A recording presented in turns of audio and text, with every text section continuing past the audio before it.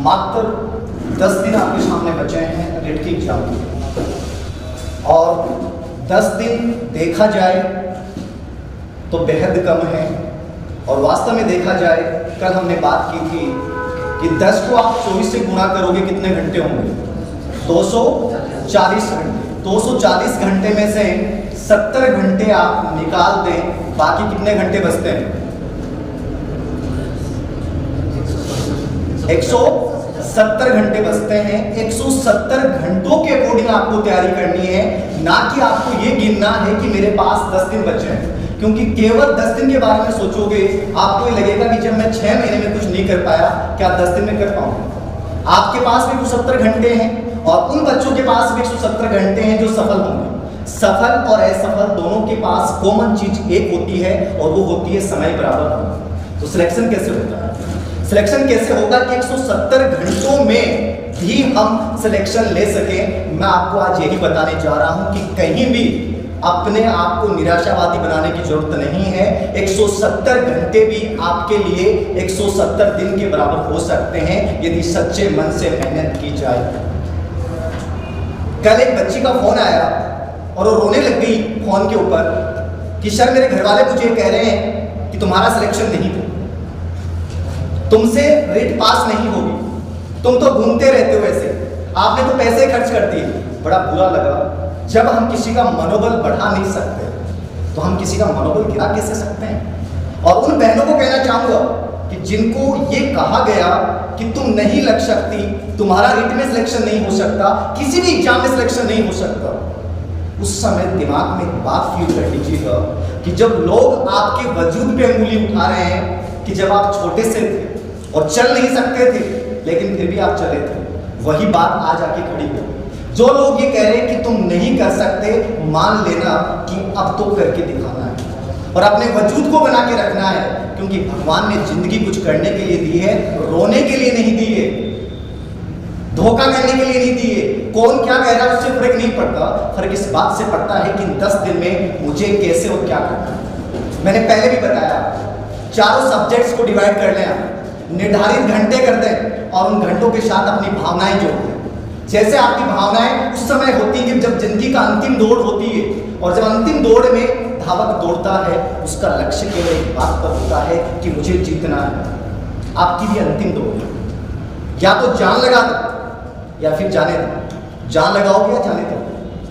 जान लगाएंगे, और जान लगाने का मतलब यह है पूरा समर्पण हम इन 10 दिन में नहीं, इन 170 घंटों में करेंगे। एक एक मिनट को यह सदुपयोग करते हुए कि कुछ भी हो जाए, मुझे इस बार कुछ करके दिखाना है। कल एक बहुत बड़ी खगोलीय घटना हुई, चंद्र ग्रहण। आपने सबने चंद्र ग्रहण देखा। ये चंद्र ग्रहण इस बात का प्रतीक है कि साधारण इंसान की तो औकात क्या है, जब जिसको अपन जो हमें रोशनी प्रदान करता है उस पर काला धब्बा आ सकता है।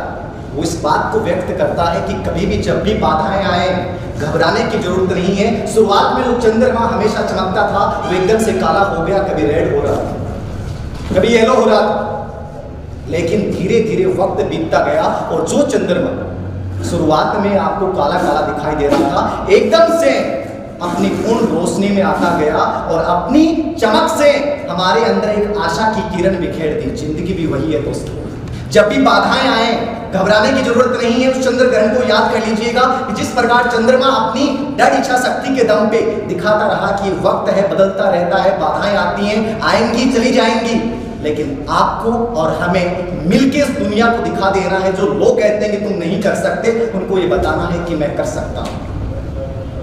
मैं आपको अपने जीवन की एक सच्चाई घटना बताता हूं। फर्स्ट ग्रेड की एग्जाम से पहले, जैसे आज 10 दिन बचे हैं, ऐसे ही एक लड़की का फोन आया। 1 महीना 12 दिन बचे थे और वो बच्ची रोने लग गई कि सर मैंने आपकी क्लास ली थी, निःशुल्क क्लास, और उस क्लास का अधिगम आपने पढ़ाया था, और जब मैंने क्लास ली उसके 2 दिन बाद मेरे साथ ऐसी परिस्थितियां हो गई, मैं बता नहीं सकती, फिर से रोने लगी। मैंने कहा क्या बात हुई बेटा, बताओ। उस बच्ची ने कहा कि सर मेरी मम्मा बचपन में खत्म हो गई, मैं अपने पापा से बहुत प्यार करती हूँ, और मुझे 4 दिन बाद में पता चला कि पापा की तबीयत खराब हो रही है। मैं डॉक्टर के पास लेके गई, पता चला कि पापा को कैंसर है।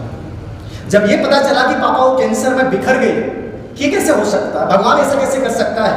मैंने पापा का इलाज करवाया सर, बट पापा दुनिया में नहीं रहे। मैंने अपनी पूरी जो भी हमारे पास जमीन थी हमने सब बेच दी। पापा ने मना किया था कि बेटा मेरे लिए मत कर, लेकिन मुझे मेरे पापा चाहिए थे, मुझे पैसा नहीं चाहिए था।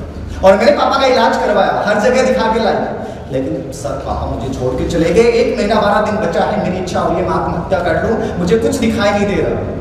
मैंने उसको बात कहा, उसको यही कहा कि तुम्हारे सामने 2 विकल्प हैं। एक विकल्प ये कि आत्महत्या कर लो, तुम्हारे मम्मी पापा ने जन्म दिया था कि बेटा एक दिन कुछ करेगा, बेटी एक दिन कुछ करेगी। और दूसरा विकल्प ये है कि तुम 1 महीना 12 दिन तुम्हारे पास बचे हैं और अपने पापा के प्रति तो तुम्हारी भावनाएं हैं, वो भावनाएं एक बार अपने मम्मी और पापा को याद करते हुए उस पढ़ाई में लगा दे, मैं मानता हूं कि तुम्हारा सिलेक्शन हो जाएगा। उसने कहा कि सर ऐसा हो सकता है? मैंने कहा कि हो सकता है। मैंने कुछ बुक्स उस बच्ची को बताई, आपको बिलीव नहीं होगा, ठीक हिंदी फर्स्ट ग्रेड का रिजल्ट आता है, उस बच्ची का मेरे पास फोन आता है और वो बच्ची कहती कि सर मैं पापा को भुला नहीं सकती, लेकिन उस आपकी बात को याद करते हुए मैंने पापा के प्रति जो भावनाएं थी वो अपनी किताबों में लगा दी। लोग कहते हैं कि भावनाओं को दूर रखो, मैं कहता हूं कि भावनाओं को जोड़ दो, क्योंकि भावनाएं आपसे कुछ भी करवा सकती हैं। और उस बच्ची का सिलेक्शन हो गया हिंदी व्याख्याता।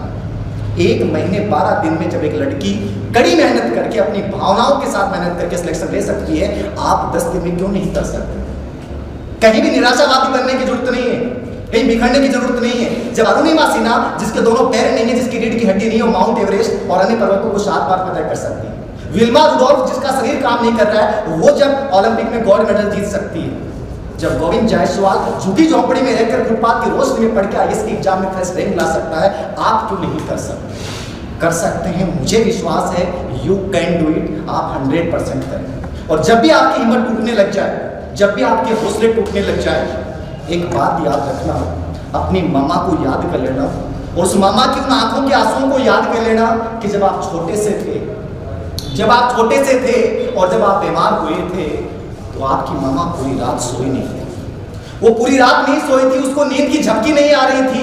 क्यों नहीं आ रही थी? क्योंकि आप बीमार थे। वो पूरी रात बैठी रही कि मेरा बेटा सही हो जाए, मेरी बेटी सही हो जाए। पता नहीं इतनी कितनी रातें उस माँ ने निकाली सिर्फ आपके लिए कि आपके चेहरे पे मुस्कान आ जाए।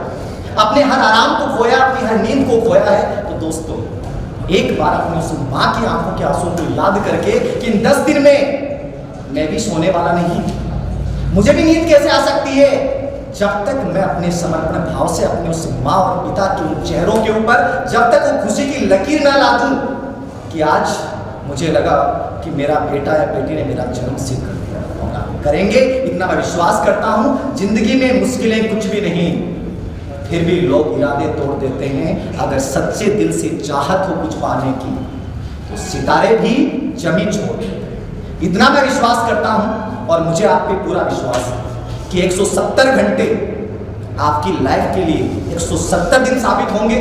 जो मैंने आपको एग्जाम का पैटर्न बताया उसके अकॉर्डिंग आप तैयारी करेंगे और हम सब मिलकर जो निराशा की भावना हमारे अंदर है उसको बाहर निकालते हुए अपने मम्मी पापा के लिए वो सब कुछ करेंगे जो सपने हमने देखे, जो हमारे मम्मी पापा ने देखे। एक छोटी सी बात और बताना चाहूंगा मैं आपको। एक जीवन की वास्तविक घटना है। सोक्रेटिस के बारे में आपने सुना है, सुकरात के बारे में आपने सुना है कि एक बार सुकरात नदी के अंदर बीच में नहा रहे थे। उसी समय एक युवक आता है और उनसे पूछता है कि आप इतने बड़े विद्वान हैं, सफलता किसे प्राप्त की जा सकती है? और सुकरात उस समय निरुत्तर हो गए। उन्होंने कहा कि बेटा इधर आओ, और वो बीच में बुलाया उसको। उसके हाथ पांव कंपकपाने लगे, नदी का बहाव तेज था, और उसको पकड़ा और पकड़ के उसको नदी के अंदर उसका सिर सहित उसको डुबो दिया। वो लड़का कंपकपाने लगा, जोर जोर से चिल्लाने लगा और पूरी कोशिश करने लगा, और उसने अपनी पूरी ताकत लगाई और ताकत के साथ वो खड़ा हो गया। सुकरात ने कहा कुछ समझ में आया, जब मैंने तुम्हें नीचे डुबोया था उस समय तुम्हारा ध्यान कहाँ था? उसने कहा कि मेरा ध्यान एक ही बात पे था कि कैसे भी करके मुझे ऑक्सीजन लेनी है, कैसे भी करके मुझे जिंदा रहना है।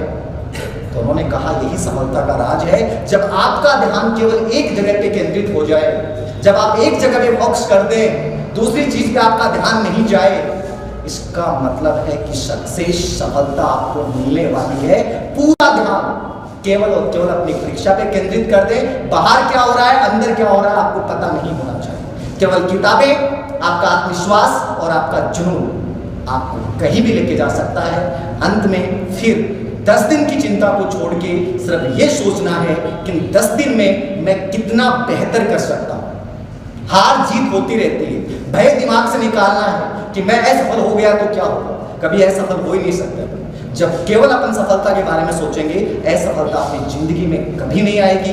आपको रिट परीक्षा की हार्दिक शुभकामनाएं, बेस्ट ऑफ लक, और इस उम्मीद के साथ कि आप जरूर अपना मैक्सिमम देंगे। और मेरा विश्वास ये कहता है कि चाहे आपके घर वालों को आप पे विश्वास नहीं हो, लेकिन मैं यही कहूँगा, यू कैन